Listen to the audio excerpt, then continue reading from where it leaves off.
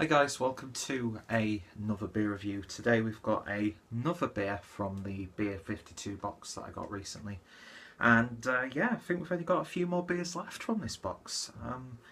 I know I've been plugging the hell out of this link, but I'm going to put the link down below to get yourself your own little discount on your first box. It's worth having a go. If you're not too impressed, you haven't spent that much money, and you've got beers that if you don't like them or you've had them before, you could just casually drink them, send them to a friend in a beer mail, that sort of thing. But we all know that I'm only promoting this link because it also helps me out a little bit. But yeah, I'm not one of those people. But it is down below, and please click that link.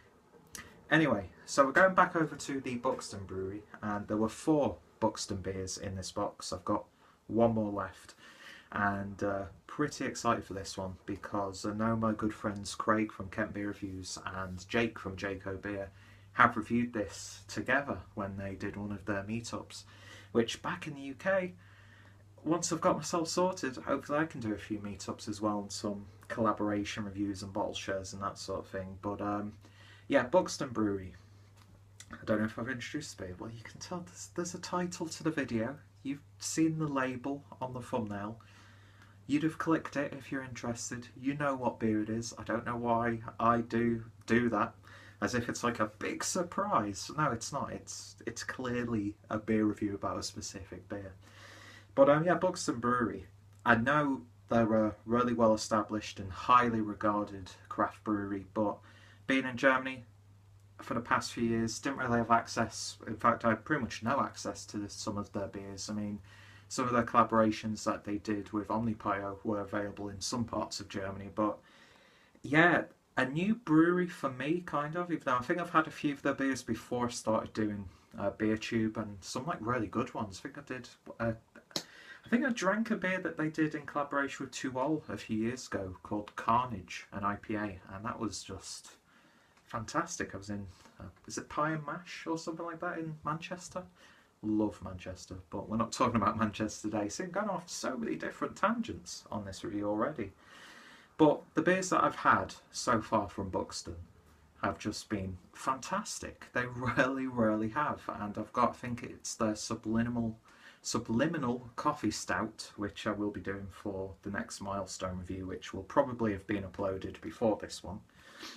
And yeah, I've just been very impressed with the brewery, and I'm just going to do my best to try as many of their beers as I can, from the really highly regarded collaborations like Yellow Belly and all the other stuff that they've done with Omnipio and other breweries, and also just some of their more regular beers, because I've just been very satisfied.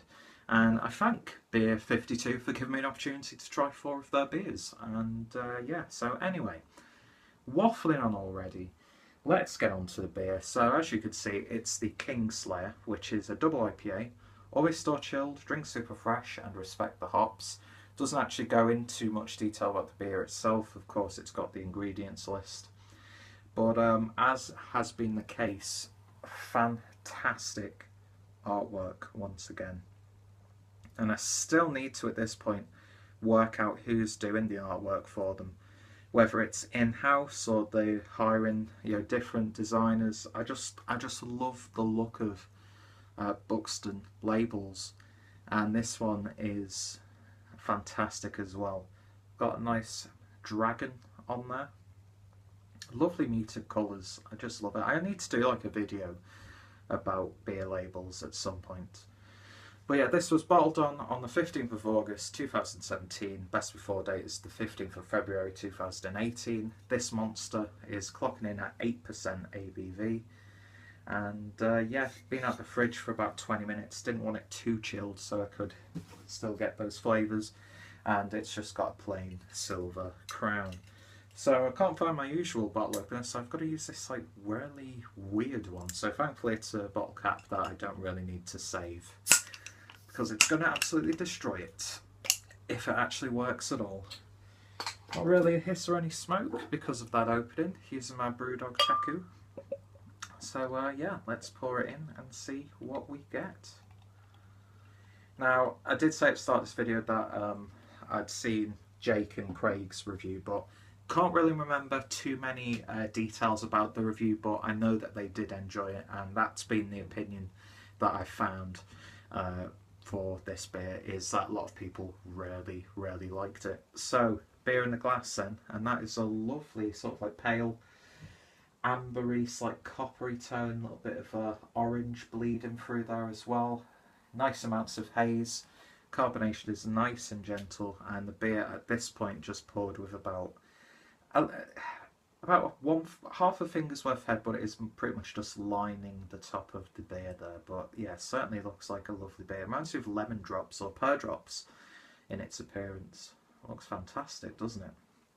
Looks considerably paler on camera, but I'm hoping to get better light bulbs, because this just adds like a yellowish tinge all the time, and I want these like bright white light bulbs, which I'm sure will help in my already high quality production values of my videos. But yeah, just looks fantastic, doesn't it? Let's give it a sniff. Oh, that's lovely, isn't it? I'm actually talking to a ghost off camera, apparently, who's also drinking the beer at the same time as me. It's a lovely smelling beer, isn't it? Who the hell am I talking to? Yeah, no booziness at all from this beer. It is primarily those hops. Very slight malty backbone to it, but again, it is those hops coming through a lot. Getting sort of like a big hit of Citra and Cascade. Not exactly sure what the hop build of this beer is, but it's not like obscenely potent or anything like that. It's not really punchy. It is very zesty, but it's not too in your face. It's not as loud as some other double IPAs tend to be nowadays. Now that it's settled in the glass for a little bit, that malt is coming out a little bit more, but it's balanced really nicely with these hops. Getting lots of like orange, blood orange, like tangerine, nectarines, that sort of citrus character, offset with maybe a hint of lime. But yeah, there's like this slight funky sour note as well, which I'm really, really liking. It's just it's a really fragrant smelling beer. Looks good, smells good. Let's see what it tastes like. Cheers, guys.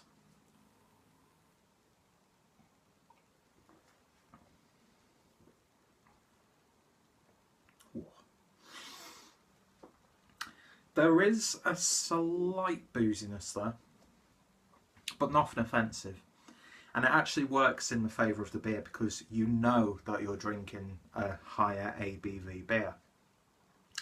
Because although it is fantastic when you get these beers where you get no detection at all of that ABV, you just find yourself getting absolutely destroyed. But this actually lets you know that, you know, motherfucker, I'm like 8% ABV, you better respect me. And that like slight booziness plays into the flavour as well, because it's got that, it's like adding there's like a tartness in there that I was picking up on the aroma, and it's coming out through the flavour.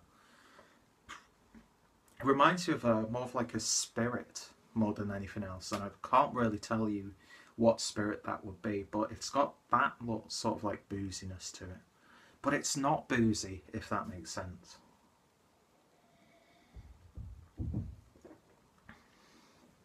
Lovely biscuity malts coming through. The actual hoppage itself, you expect it to be a little bit more hoppy going off the nose, but those hops aren't really there to, from what I'm getting, they're not really there like as the star of the show sort of thing. It's a star-studded cast, if that makes sense, because everyone just works together nicely. Why am I personifying ingredients of beer? I don't know. Let's have another sip. But yeah, big citrusy flavours in this one. Lovely lemon character. It was more orangey on the nose, but it's a big hint of lemon on this. Reminds me of that sort of like cloudy lemonade that you sometimes get, or that like cloudy lemon sort of cordial drink almost.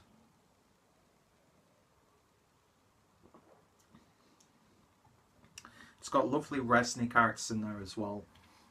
It's not a fruit bowl, and it's refreshing to see a double IPA like this that isn't just completely on trend, even though I think Buxton do these like big fruit bomb double IPAs and such, but this is, it's got a real sense of old school about it, and it makes for a refreshing change in my opinion. Is it the greatest double IPA I've ever had? No, but is it a damn good one? Hell yeah. And it's another damn fine job from Buxton. The only thing that I'm going to say about this beer is a tad bit acidic, if I'm being brutally honest. Yeah, really big acidity on this one. Not to the point where it's unpleasurable or it feels like the back of your throat's dissolving or anything like that. It's just a little bit too acidic for me. And it's sort of, it's like I'm drinking the loveliest acid reflux that you could drink. And I mean that in a very good way, because it's such a solidly brewed beer. It's just a bit too acidic. That's really all I can pick out from this one. And aside from that, another solid job, like I said. So in terms of a rating then, on the Kingslayer from Buxton, I'm going to give it a very solid 7 out of 10. It gets additional props for being something a little bit different. And that's what I've found with the Buxton beer so far. There's always been like that one, maybe one or two characteristics that just set it apart from other breweries' attempts at specific style or beer. And I like that. Not only as a, just a casual drinker, but also as a reviewer, because it's not just, oh, another double IPA where you list off those like 5 or 6 things that you say for every other double IPA that you've had.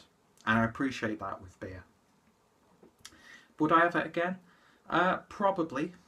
Although I would want to try more Buxton beers before I'd revisit this one. But yeah, another solid beer. And if you've tried it, let me know your thoughts, opinions down below. So it's been another long-winded review. I do apologise about that. But like I said, check out Craig and Jake's reviews down below. If any of my other friends and fellow beer tubers have reviewed this one, their reviews are included. I've got a nice little Buxton playlist starting now, so I'll put that down below, and I'll put the other Beer 52 related reviews in a playlist as well, so you can check those out for yourself, as well as the double IPA playlist. So yeah, if you tried it, let me know your thoughts, opinions. What's some of your favourite Buxton beers? What's your favourite double IPA? That sort of stuff. Just basic chat, really. And yeah, like I said, if you want to get your own box for a bit of a discount, check out that link down below. So, thank you guys for watching, and yeah, hopefully you'll join me next time for another beer review. I'm off to kill the shit out of some dragons right now. See you later.